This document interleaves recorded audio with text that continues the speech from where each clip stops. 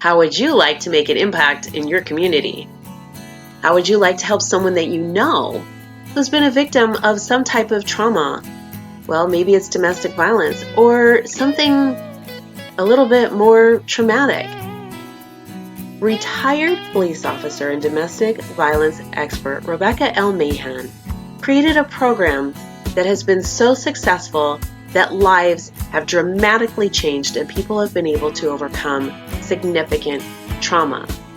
The book, Victims Overcoming Traumatic Events, is available on Amazon and is designed for patrol officers and those who respond first to domestic violence. That includes you. You might be responding to a friend or a family member that's had to, face a very challenging situation that has been very traumatic for them. Domestic violence or otherwise, the focus of the book really gives details that can be applied to any type of calls for service. And those who are patrol officers, nurses, and family or friends can really utilize the tools and resources that are provided inside to make a difference. There's even a chapter how you can change unhealthy things going on in your life to make them healthy and move forward. Take a few minutes to head over on Amazon.com, Victims Overcoming Traumatic Events by Rebecca L. Mahan. With us today, Walter Dumas is our guest, and he has got an incredible story. We won't be able to get to the whole story today, but there's going to be multiple opportunities as he'll be back. He's a poet and author, and he has been the victim of an incredible story that you're going to want to know about, and we will be talking about over time. You may have heard of the OK Boys Ranch, and he was someone who was there. I'd like to welcome him, and I hope in your hearts you'll welcome him too. Welcome to the show, Walter Dumas. Thank you. Tell me, Walter, how are things going for you today? I know that you have some things. You've got 3 points that you want to share with the audience today, and I'm wondering, how are you doing, and what's the first thing on your mind? Well, I'm doing okay. And I think the first thing on my mind is faith, because faith is what keeps you going. It's what drives you. So that's what's on my mind today. I love that. So can we relate that maybe to your journey and how that played a role in where you're at now? Well, I can just honestly say, I dealt with a lot of adversity in my life. I dealt with a lot of abuse in my life. And so, you know, faith played a role in that to keep me going and keep me surviving. Mm. It's really hard, I think, having the right survival tools when you're getting through things, different types of traumas that you're not ready for or never anticipated happening in your life, and especially for when you're in your younger years. And I know that that happened for you. Do you remember the first time you thought about your faith and how it applied to your life? It probably was when I was homeless and I needed all that strength and faith. That was during our time in Seattle, Washington. We was going through the big snowstorm, and I was out there with no home, trying to survive. So it was either I can or I cannot, you know. So I made a decision.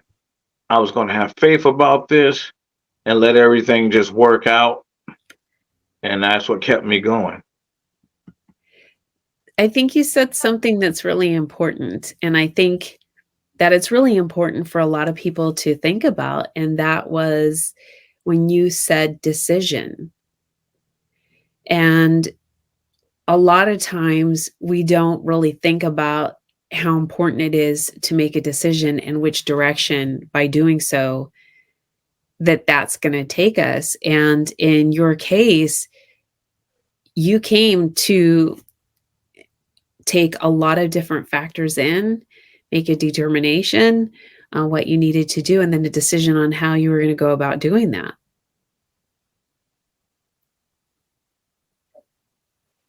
That's true. So, You yeah. know, I just had to teach myself how to be strong. I faced so many things in my life, so I could sit here and just, you either can just lay down and give up, or you can get up and do your best to keep going. It's a decision, but that's your decision. That's not nobody else's decision to make for you. You got to be willing to say, look, I'm going through this, I'm going through that. Either I can or I cannot, you know. But my thing is, and my encouragement to everybody is just to keep on going, no matter what. The road was never made straight to me. There's always something rocky. I hear people all the time talking about, their lives and all that. And okay, but if you act perfect, there's no such thing as perfect. You know, That's such a you, good point. you just got to keep on living the best that you can. Every day is a step that you got to take to make it, in this life. You only get one life. There's no do overs, there's no going back. There's only going forward. So you have to make that decision to go forward and make the best of life because life is going to throw everything at you. I do like how you are saying that. Never give up. Keep going forward. Don't look back. And I've heard different people say things like, there's a reason for the rearview mirror, but you can't drive using the rearview mirror. You have to look forward. What do Well, you that's think of that? that is true because if I didn't make the decisions that I made to keep on living, I wouldn't be here today. I'm 51 years old. I turned 51 November 13th. I was born November 13th, 1972. I've been here a long time. So if I can be an encouragement to anybody out there, just use me as encouragement. I went through so much in my life, but I'm here still to tell my truths and to tell my story and help those that need help.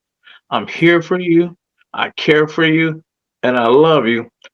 And just use me and you will see. You can go through anything in your life, but God teaches me that to stand up and He keeps pushing me forward.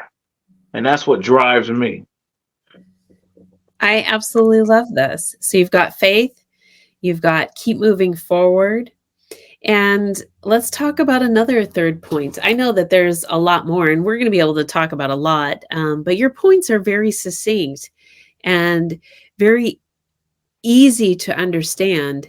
And as you're explaining them, I mean, and how it's applied for you in just, I mean, as a example, your homelessness. I mean, oh, wow. Walter, there's just so much. And I have so much that I want to ask you, but do share with us another point you have. Well, my thing is I live by this and I make this a rule in my life. And I used to preach this in my church, Revolutionary Life Ministries, where I was the senior deacon in my church. But it is to never give up and to never give in. And I live by that every day. So to everyone that's going to be listening to this, and just never give up, never get in. Yes, life is hard. Life can trick you sometimes. Life can beat you down sometimes, but it's not a quit time. You know, No, it's a keep going time, and that's what I live by every day. I really like that. And when you're talking about giving in, do you mean like compromising to your internal compass? Do you mean just really holding on and not giving up to the things that would cause you to just throw that towel in there? Well, when I say that, because life is a test, and it's going to test you. It's going to test you in every way. It could be people. It could be sickness. You could be close to death. Any of things, it's going to test you. And you just got to have that heart and that mind to just not give up and to not give in. Never give up. Never give in. I know some things in life and I understand it can be helped and things are going to happen to you in life. But long as you still standing, keep going. I encourage you. Please keep going. I really love this. Keep going. Have faith. Stay strong. Yeah. Don't look back. Keep looking forward. Let me let me just kind of glance back, because to come to the point in each one of those things, you had to endure some adversity. And what age did that start for you? I can say that I had a very bad childhood. But I think when everything really starting to hit, I was 8 years old.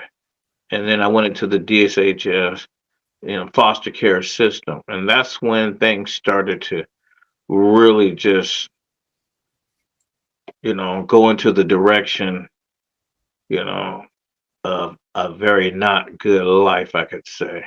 A Hmm. very horrific life that dealt with child abuse. Do you think there is far more child abuse in our society than what most people would know about, and far more people either in or needing to be in the foster care system? The foster care system is broken. They can change the name of it from DSHS to what it is now, Children and Family Services, but you can't mask the horrors and the horrific things that children have been going through. I have been an advocate against the foster care system for years.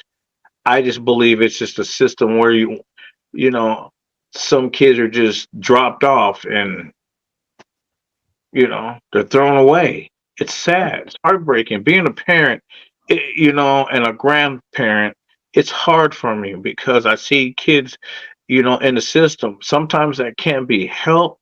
Some kids end up in there because either they're abandoned, they're abused, or the parents just didn't have the education and the knowledge Okay. to take care of their children. Then they end up in this system that's not designed to help you.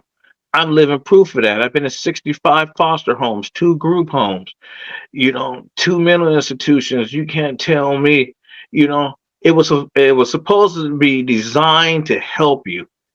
Okay. But in my experience, it was designed to break you, and it broke me. I can understand.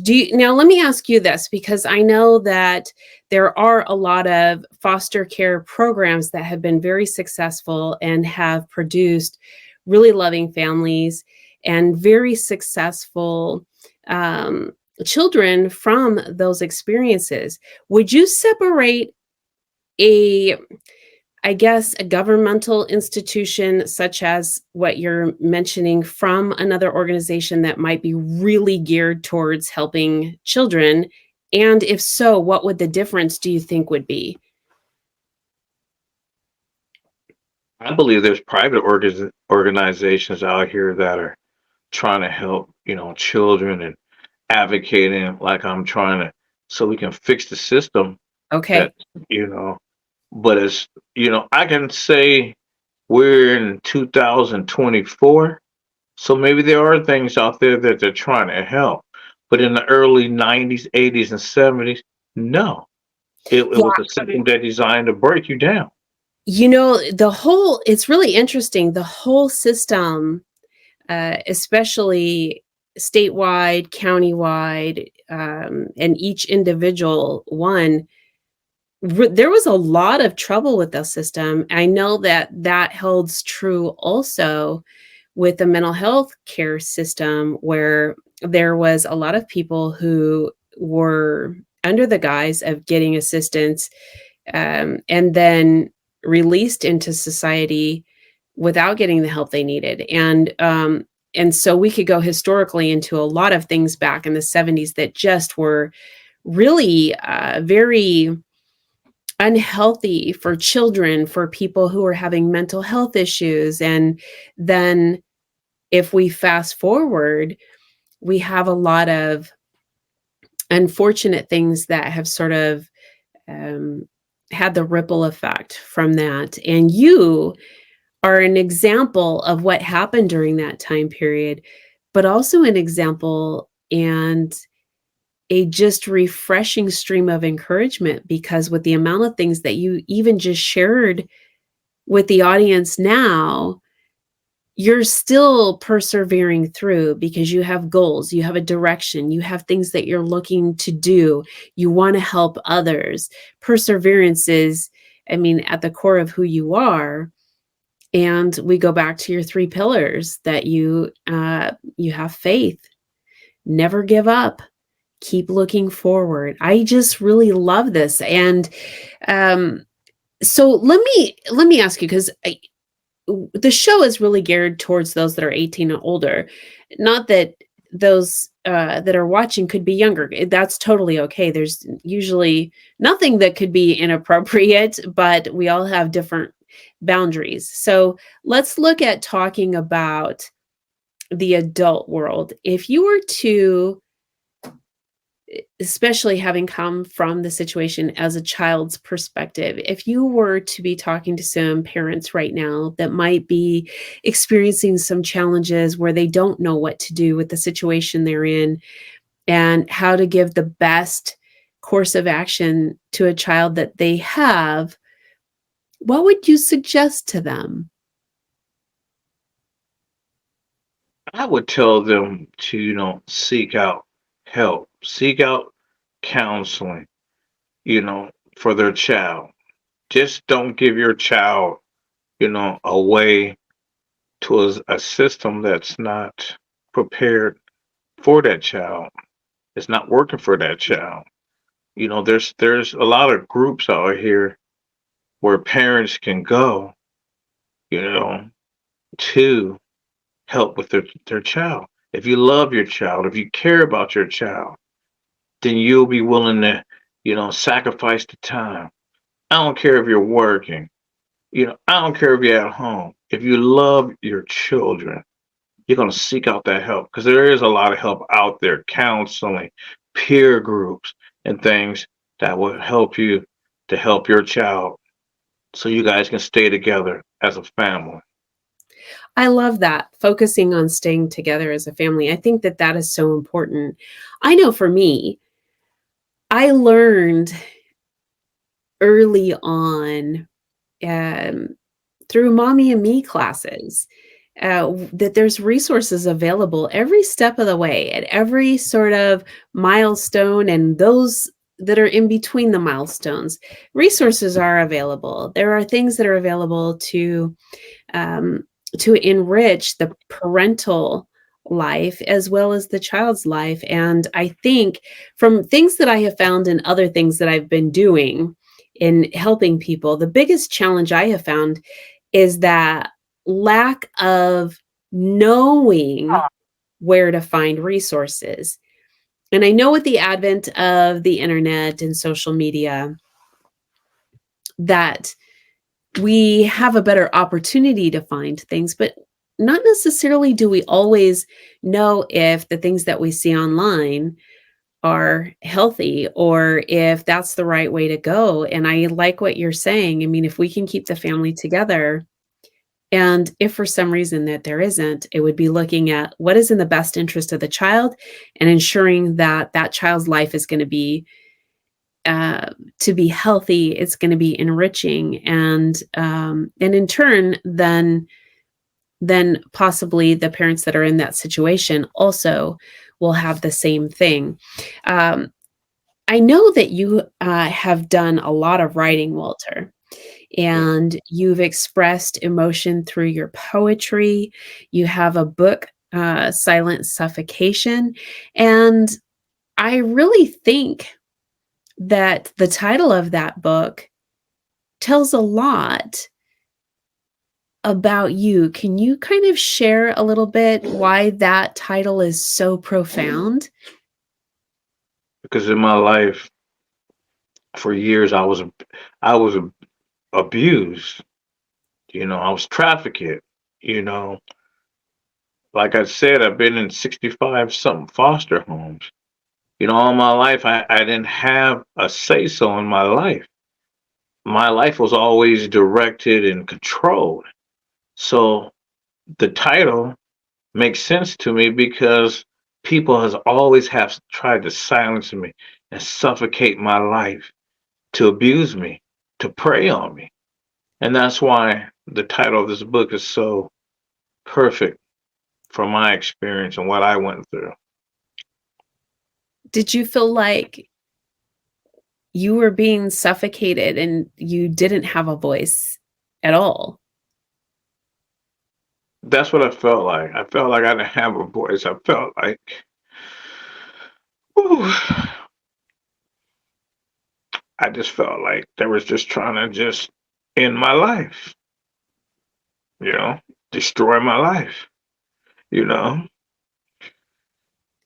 And that's the part that just really hurts when I reflect on it and look at it. I went through so much. I don't wish on any child, you know. I went through things even in my adult life I don't wish on anyone, whether you're a child, whether you're an adult. But here I am, still standing, still trying to move forward. Despite it all. Yes, I got these tears in my eyes and things hurt. But God built me different. He built me with a I don't quit attitude, despite it all. People today still try to silence me. People today still try to suffocate me. You can't. My faith in God is bigger than what the perpetrator is trying to do to me. Let me just say something. I'm thinking about this. And I'm thinking about, how do we overcome suffocation? And you need oxygen to do that. And I'm thinking about your pillars: having faith, never giving up, keeping looking forward. And I'm thinking that those are actually the oxygen to not silence you, to not suffocate you or your voice. And you are doing just that. You are moving forward, and the pain is there.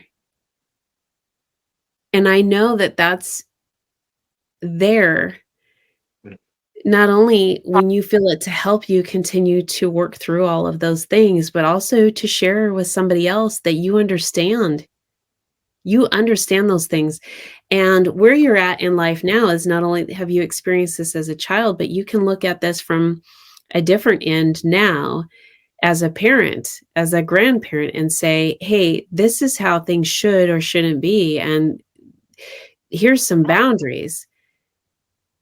And I know in your book, you talk about these things, which is absolutely essential. I really feel like sometimes we need a handbook, because we're not given one. We're not given a handbook on how to deal with certain things, and some of the things that need to be in our schools, in our education system, has to do with parenting and having healthy relationships, and whether that's with yourself or with your children or anybody else for that matter. And it's just not there. They've taken so many things out of our education system that provides us tools to address things to help us get through life. And this is an area that I think really needs more focus. And I hope that you will be pursuing the advocacy of that through your writing and through the contacts that you have as you move forward. Let me ask you, Walter, what was the biggest challenge in writing your book? Well, I can say that you're talking about 40 plus years of depression, 40 plus years of abuse, 40 plus years of torture, in your life. And then you got to remember all the things that happened to you. And in order to write that book, I had to get upset. I had to get mad. And I was able to remember everything once I got upset, once I got mad. And that kept me keep pushing forward to write this book. Yeah, you have to. You have to dig deep. and get to the core of those feelings. It's absolutely important. And um, it's absolutely important to push through and remember the things that you don't want to remember sometimes. Whether it's to help you through a certain situation, whether it's because you want to share your story and get it out there, um, any Well, of those things.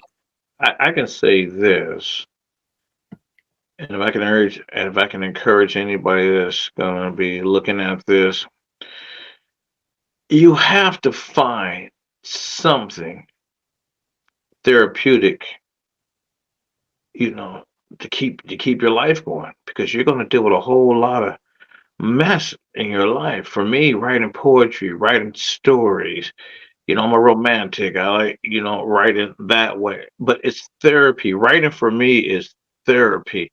It keeps me going.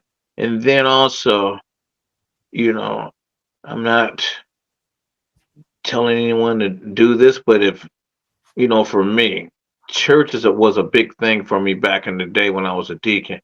So I'm just happy to say that I started back in church on last Sunday. That's other therapy for me. And I'm planning on going to that church every Sunday.